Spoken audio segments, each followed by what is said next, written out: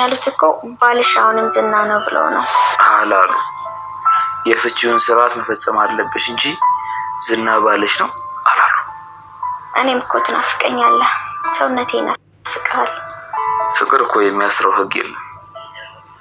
ፍቅር እኮ ገደብ አልባ የአምላክ ስጦታ ፍቅር ነው። እስኪ እወድሻለሁ በለኝ። ዝና ነው አይደል ያስተማረሽ? እወድሻለሁ በለኝ እስኪ።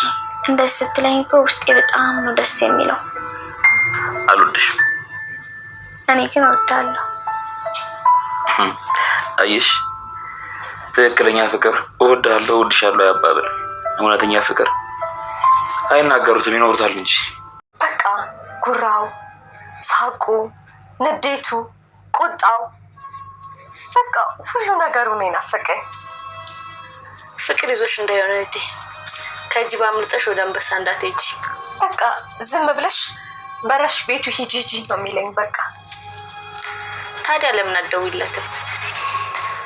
እንደውም ስናነሳ ደወለ። አዲስ ስልክ ነው። ሄሎ። ኧረ እባክህ እነ ሞገስ ያሉበትን አውቄያለሁ ነው የምትለኝ? የት? እንዴት? እና ታዲያ ሉላን አገኘሁልህ ናና ወስደህ አግባት ልትይው ነው የምትደውይለት? አልገባኝም። ሉላን ካገኛት አንቺ ምን ብሎ ይፈልግሻል? ልክ ነሽ አንቺ። ልክ ሳትሆኛት ቀር ዳጣ ቤተሰቦቿን የምታገኝበት ጊዜ ደረሰ። የተለያዩ መረጃዎችን አግኝታለች። መሀሌት እንግዲህ ከአቶ ዝና ፍቅር ነገር ይዟታል። የማይገባበት ነገር ውስጥ ገብታለች። ዝና እየናፈቀኝ ነው፣ በረሽ ሂጂ ሂጂ ይለኛል እያለች ነው እንግዲህ። ሂጂ ብረሪ ብረሪ ይለኛል። እንግዲህ ልትበር ነው ማለት ነው። ሰላም ጤና ይስጥልኝ ውድና የተከበራችሁ የቻናሌ ቤተሰቦች እንዴት አላችሁ? በያላችሁበት ሰላማችሁ ይብዛ። ለዚህ ቻናል አዲስ ከሆናችሁ በቅንነት ሰብስክራይብ በማድረግ ቤተሰብ ይሁኑ። ነባሮች ደግሞ ሁሌ ስለምታበረታቱን እናመሰግናለን። ምሳሌ ቀጣዩን ክፍል ወደ እናንተ ይዤ መጥቻለሁ። በዚህ ክፍል እንግዲህ ብዙ አዳዲስ ነገሮች፣ ደስ የሚሉ ነገሮች ተፈጥረዋል ማለት ነው። ብሩክ አሸንፏል። ጉረኛው ዝና የእጁን አግኝቷል። በብሩክ እጅ ጥሎታል ማለት ነው። ለጀግናም ጀግና አለው፣ ለወንድም ወንድ አለው ማለት ይሄኔ ነው። ብሩክ እንግዲህ ዝምታውን፣ ትዕግስቱን ሰብሯል። አሁን ላይ በፊት ለልጁ ሲል ብዙ ነገሮችን ታግሷል። በመሀሌት በጥፊ እስከ መመታት ድረስ፣ እስከ መሰደብ፣ እስከ መንቋሸሽ ብዙ ነገሮችን ታግሱ አሳልፏል። አሁን ላይ ግን ማንንም አልፈራም፣ ለማንም ዝቅ ብዬ አልኖርም ብሏል። ደካማ ጎን ሲኖራችሁ ብዙን ጊዜ ያ ቀን እስከሚያልፍ ድረስ ችላችሁ ታሳልፋላችሁ። ከዛ በኋላ ግን ጊዜው ሲደርስ ማንንም አትሰሙም፣ ማንንም አትፈሩም ማለት ነው። ብሩክ ያደረገው ነገር ይሄንን ነው። በፊት ለልጁ ብሎ ብዙ ነገሮችን ዋጋ ከፍሏል። ምክንያቱም ልጁ መታከም ስላለባት። እሱ የሆነ ወንጀል ከሰራ እስር ቤት ሊገባ ይችላል። እስር ቤት ከገባ ደግሞ ልጁ ልትሞትበት ነው። ለልጁ ሲል እንግዲህ ወንድነቱን ተቆጣጥሮ ቆይቷል። አሁን ግን ዝናን እንግዲህ በቦክስ በቴስታ ብሎ መሬት ላይ ዘርሮታል ማለት ነው። ዝና እንግዲህ ብዙን ጊዜ በጉራ ነው የምናውቀው። ጉረኛ ነው በጣም። ከብሩክ ደግሞ ጥሎታል ማለት ነው። ሞገስ ብዙውን ጊዜ ሲሸሸው ነበር እና ሞገስ እሱን እንደሚፈራው ነው የሚያውቀው። ሞገስም አሁን ላይ ቆርጦ ተነስቷል። ማንንም አልፈራም፣ ማንንም አልሰማም፣ እጋፈጣለሁ ብሏል። ጦርነቱ እንግዲህ በይፋ ተጀምሯል ማለት ነው። መሀሌት ብሩክን አናገኘው፣ ይቅርብን፣ ብሩክን አንከታተለው እያለች ነበረ። እነሱ እየተከታተሉ ያሉት ሞገስን እናገኛለን ብለው ነበር። ሞገስን ማግኘት አልቻሉም። ስለዚህ ብሩክና ዳጣ ብቻ ነበሩ አብረው እየሄዱ ያሉት። ሞገስ ብሩክን ማግኘት ስላልፈለገ በሩቁ አይቷቸው ተመልሶ ወደ ቤት ገብቷል። ስለዚህ እሱን እንከታተል፣ ብሩክን ከተከታተልን ሞገስ ያለበትን ቦታ እናገኛለን፣ ሉላን ልናገኝ እንችላለን ብሎ ነበረ ያሰቡት። መሀሌት ግን ይቅርብን ይሄ ነገር እያለች ነበረ። ግን ከኔ ጋር ሆነሽ ምንም ነገር እንዳትፈሪ እያለ ብዙም ጊዜ እሷን ይሰድባት ነበረ እና ከኔ ጋር ነው ያለሽው፣ ከኔ ጋር ሆኖ ምንም መፍራት የሚባል ነገር የለም ብሎ እንግዲህ ማህሌት ያው እሱ የሚላትን ነገር እሺ ነው የምትለው። እሱን ተማምና እሺ ብላ ተከተለችው። እንግዲህ ሲከታተሏቸው እነዛም ወደፊት ሲራመዱ ሞገስንም ለማግኘት አልቻሉም። በስተመጨረሻ ግን ከኋላ እየተከታተላቸው እንደሆነ ዳጣ በድንገት ታያለች እና ዝና መጣ። እንግዲህ ዳጣ ዝናን በጣም ነው የምትፈራው። በጣም ነው የምትፈራው። በጣም በቃ ከሚባለው በላይ ማለት ነው። ዝና መጣ በማለት ብሩክ ላይ ነው እየተጠመጠመችው። ብሩክ መለስ ብሎ ሲያይ እንግዲህ ከኋላ እየተከታተሉት ነበረ። ያላት ነገር ምንም እንዳትፈሪያቸው፣ ዝም ብለሽ ቆሚ፣ ምንም አያመጡም፣ እንዳትፈሪ እኔ ነኝ ያልኩሽ አለ። ዳጣ በጣም ፈርታለች። ምክንያቱም ከዚህም በፊት በበርበሬ ማህሌትና ዝና አጥናዋታል፣ በጣም አሰቃይተዋታል። ያን ስለምታውቅ በቃ ዝና የሚባል ስም ሲጠራ እንኳን የሆነ ነገር ኳ ካለ እንኳን ዝና ነው የሚመስላት እና ብሩክ ውጪ በነበረበት ሰዓት በጣም ነበረ ስትፈራ የነበረው። ድንገት ቤት መጡብን እያለች ግን እንግዲህ በስተመጨረሻም ብሩክ ዝናን ገጥሞታል ማለት ነው። በሚገባ ደግሞ አሸንፎታል። ዘርሮ ነው እየጣለው። ዝና አሁን ላይ ተሸንፏል። እባብ መሬት ልሶ እንደሚነሳ እነሳለሁ ይላል። ልቡ አይሞትም፣ አፉ ምላሱ አሁንም አልሞተም ማለት ነው። እንደዛ ብሩክ መሬት ላይ ዘርሮ ጥሎት እንኳን የተሸናፊነት ስሜት አልተሰማውም። አንዳንድ ሰዎች ምላሳቸው ላይ ጀግንነታቸው ምላሳቸው ላይ ነው ያለው ማለት ነውና ምንድነው የምትፈልጉት ነው ያለው ብሩክ። ለምንድነው የምትከታተሉን? ምን ፈልጋችሁ ነው የመጣችሁት ብሎ በቃ ወገቡን ይዞ ነው አይኑን አፍጦ እየተከራከራቸው የነበረው። ሉላን የት እንዳደረጋችሁ አንጡ፣ ሉላን ነው የምንፈልገው፣ ሉላን የት ነው ያደረጋችሁት ነበረ ሲለው የነበረው ዝና። ስለ ሉላ ደግሞ የሚያውቀው ነገር የለም ብሩክ። ስለምትለው ነገር እኔ የማውቀው ነገር የለም፣ ስለምታወራው ነገር አላቅም ነው ያለው ብሩክ። እዚህ ጋር አይመለከተውም፣ አላየም። ሰምቷል በእርግጥ ግን አላየም። እሱም ሞገስን እየፈለገ ነው ይቅርታ ለመጠየቅ ማለት ነው። እና ዝና ዋጋውን አግኝቷል። ስለዚህ ደስ ብሎኛል ማለት ነው። ዝና ዋጋውን ስላገኘ ማህሌትን ደግሞ አስጠንቅቋታል ብሩክ።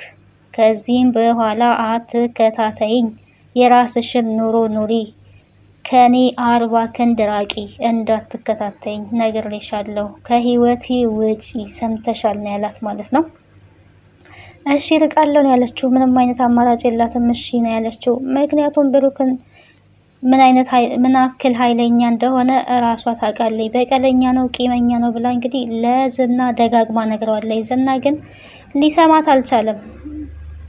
ከኔ ውጪ ወንድ የለም ብሎ ስለሚያስብ እሱ ሊሰማት አልቻለም። ግን አሁን ላይ በትክክለኝነት ብሩክ ጀግና መሆኑን አረጋግጧል ማለት ነው። ሌላኛው ከባዱ እንግዲህ ማህሌት ከዝና ፍቅር ይዞኛል እያለች ነው። ይሄ ነገር ያዋጣታል ወይስ አያዋጣትም? ተመልካቾች እስኪ ሀሳብና አስተያየታችሁን። እንደው እሷና ዝና አንድ ቤት በፍቅር ይኖራሉ? እሳትና ጭድ የሚሆኑ ነው የሚመስለኝ። እኔ እንደው የፍቅር ጥያቄዋን ራሱ አይቀበልም። ትናፍቀኛለህ ልንጣ ምናምን እያለችው ነበረ በዛኛው ፓርት እንዳያችሁትና ምንድን ነው የምትይው አንቺ? ስርዓትሽን ያዢ፣ ወዲያ ምን ትመስላለች ነው እያላት የነበረው። እንደዚህ እያላት እንኳን እሷ ደግሞ ፍቅር ይዟታልና እንደዚህ ከሚያንቋሽሻት ሰው ለጥቅም ብቻ የሚፈልጋት እሱ የሚፈልገው አሁን ሉላን የሚያገኝበት መንገድ ስለሚፈልግ ቤት እገዛልሻለሁ፣ ሞገስን አስገዲ ነው እያለ ያለው እና ይሄንን ካደረገች ቤት እንዲገዛላት ነው ስምምነታቸው። ይሄንንም ማድረግ አልቻለችም።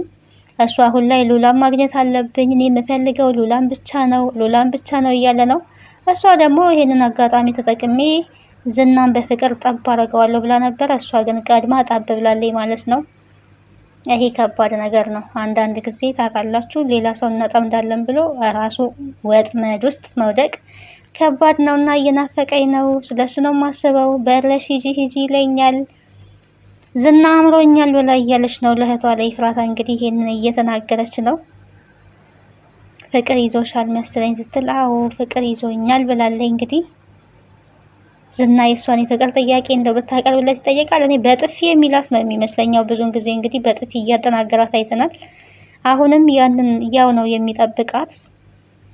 ሞገስ እና ሉላ እንግዲህ አንድ ላይ አሁን ላይ በደስታ እየኖሩ ነው። ያው ሀሳብ ቢኖርባቸውም ሀሳብ ደግሞ ያለባቸው ምንድነው ዝና እየተከታተላቸው ነው። ወይ ቤትን ቀይር ወይም እያሉ እየተመካከሩ ይገኛሉ። ዝና በእርግጥ በጣም እየፈለጋቸው ነው፣ ሊያገኛቸው ግን አልቻለም። አሁን ላይ ግን አጋቹ አግኝቻቸዋለሁ ብሎ ለመሀሌት ደውሏል። መሀሌት እንግዲህ ያሉበት ቦታ ታውቋል ብላ ለዝና ልደውል ስትል ኤፍራታ አሁን ገና ጥሩ ምክር መከረች። ባይዘዌ አጋቹ እነ ሉላ ያሉበት ተገኝቷል ብሏል። ስለዚህ ለዝና ደውዬ ልንገረው፣ ከነገርኩት ደስ ይለዋል ብላ ልደውል ስትል አሁን ምን እያልሽ ነበረ? ከእሱ ፍቅር ይዞኛል፣ እሱን የራሴ ማድረግ አለብኝ፣ እሱን ማግባት አለብኝ እያልሽ አልነበረ? ሉላን ደግሞ ካገኘ አንቺን ዞር ብሎም አያይሽም፣ ለምን ትደውይለታለሽ ብላታለች። እና እዚህ ጋር እንግዲህ መሀሌት እነ ሞገስ ያሉበትን ቦታ ሰምታ መደበቅ ከቻለች ለነ ሞገስ ይሄ ትልቅ እርዳታ ነው ማለት ነው። እውነት ብለሻል ብላታለች። አሁን ገና አንቺ ጥሩ ነገር የተናገርሽ መስለኝ ብላ እንግዲህ አልደወለችም። ያለበትን ቦታ ግን ሰምታለች። እንደዚህ በማድረጓ ለሞገስና ለሉላ ጥሩ ነው ማለት ነው። ግን ቤት የሚባለው ነገር ደግሞ አይገዛላትም። ሀሳቧን ነገ ካልቀየረች እሱን ወደ ፍቅር ህይወት አመጣለሁ ብላ የምታስብ ከሆነ ለነ ሉላ ትልቅ አድቫንቴጅ ነው ይሄ ማለት ነው። መቼም ነፃ ሆነው ባይኖሩም እንኳን ሀሳብ ቢኖርባቸውም እንግዲህ ለጊዜው እንደዛው ተደብቀው ይኖራሉ። ሞገስ ግን እኔ እንደዚህ እንደናፈኩሽ በሞት አሁን አያልቆጭሽም ወይ አይቆጭሽም ወይ እያላት ይገኛል። ሉላ እንግዲህ ከዝና ጋር መፋታት ትፈልጋለች፣ ነፃ መሆን ትፈልጋለች። ያው ባሏ ስለሆነ ያንን ያለባትን የተፈራረመችውን ከዝና ጋር ከልቧ ኦልሬዲ ዝና ድሮም ባሏ አይደለም። ያንን ግን እስከምትፈታ ከሞገስ ጋር እንደፈለገች መሆን ፍቅሯን እንደምትፈልገው ሞገስም እንደሚፈልገው መሆን ባትችልም ግን ለአሁኑ ከሞገስ ጋር ደስተኛ ሆና እየኖረች ትገኛለች። ሌላው እንግዲህ ቅድስት ወደ ብሩክን እንግዲህ ያው ትወደዋለች። አብዛኞቻችን ኦዲየንስ በሙሉ ያውቃል። የኦዲየንስ ፍላጎትም ብሩክና ቅድስት እንዲጋቡ እንግዲህ የሁሉም ኦዲየንስ ፍላጎት ነው ማለት ነው። ምን ላደርግልሽ ትፈልጊያለሽ? ልጄ ለመዳን አንቺና ሞገስ ትልቁን ዋጋ ከፍላችኋል። የእናንተ ውለታ በብዙ አለብኝ። ምን እንዳደርግልሽ ትፈልጊያለሽ? ላደርግልሽ የምትፈልጊውን ነገር ሁሉንም ነገር እስኪ ንገሪልኝ፣ የፈለግሽውን ነገር አደርግልሻለሁ ብሎ እንግዲህ ብሩክ እንደዚህ ጥያቄ ይጠይቋታል። ምንም አይደለም ምሳሌ እኮ ለኔም ቢሆን ልጄ ናት በማለት መልሳለታለች። ግን ምን እንዳደርግልሽ ትፈልጊያለሽ? ምንድነው የምትፈልጊው ብሏታልና እኔ የምፈልገው ብላለች። በመሽኮርመም እንድታከብረኝ ነው የምፈልገው ብላለች። እንግዲህ ብሩክ ሊገባው አልቻለም። አገብቶ ዝም ብሎ ይሁን ሳይገባው ቀርቶ ይሁን ባላቅም የሆነ እንድታከብረኝ እፈልጋለሁ ነው ያለችው። እሺ ግን እኔ ያላከበርኩሽም ወይ አክብርልሽ አላቅም ወይ? አይ እንደዛ ማለት ሳይሆን ብላ እንግዲህ የሆነ ተሽኮርመማለች ማለት ነው። ኢንዳይሬክት እንግዲህ ሚስትክ መሆን ፈልጋለሁ ብላ መናገር ሴት ልጅ ባትችልም ግን አክት እያሳየች ስለሆነ ብሩክ እንዲረዳት እንፈልጋለን። ብሩክ ተረዳት ማለት ነው። ብሩክ ተረዳትና እችን የመሰለች ቆንጆ ቅመም የሆነች ልጅ ወደ ህይወት ብታመጣ ህይወት ያማረ የሰመረ ይሆናል። ከዛ ደግሞ መሀሌት በጥሩ ሁኔታ ትቃጠላለች ማለት ነው። ብሩክና ቅድስት ተጋቡ ማለት መሀሌት እኔ ደግማ በረኪናውን የምትጠጣ ይመስለኛል። አሁንም ሀሳቡ ጥርጣሬውም አላት። እኔን ከዛ ቤት ካወጡ ብሩክና እሱ ቅድስት መጋባታቸው አይቀርም ብላለች። ኤፍራታም ነግራታለች። ልጁ ድና ከመጣች እኔ የምፈራው ብሩክና ቅድስት እንዳይጋቡ ነው ብላለች። እና እኔ ያለውማ ይሄ አይሆንም ብላለች። እኔን ያለው እንደዚህ ልጁም ሄዳ ትታከምም ስትይ ነበረ፣ ይሄው ግን ሄዶ ልጁን አሳክሞ መጥቷል ብላለች። ዳጣ እንግዲህ ቤተሰቦቿን ለማግኘት ጫፍ ላይ ደርሳለች ማለት ነው። ቤቱ ተገኝቷል፣ አውቀውታል። በር እያንኳኩ ይገኛሉ። በቀጣይ እንግዲህ ቤት ውስጥ ስትገባ እውነተኛ ቤተሰቦቿ ይሆናሉ ወይስ አይሆኑም የሚለውን በቀጣይ እንግዲህ እናያለን። ዳጣ ቤተሰቦቿን እንደምታገኝ ተስፋ እናደርጋለን። ለዛሬ ይሄን ይመስል ነበረ ምሳሌ ድራማ ወደ እናንተ ይዤ የመጣሁት። ስለነበረን ቆይታ አመሰግናለሁ።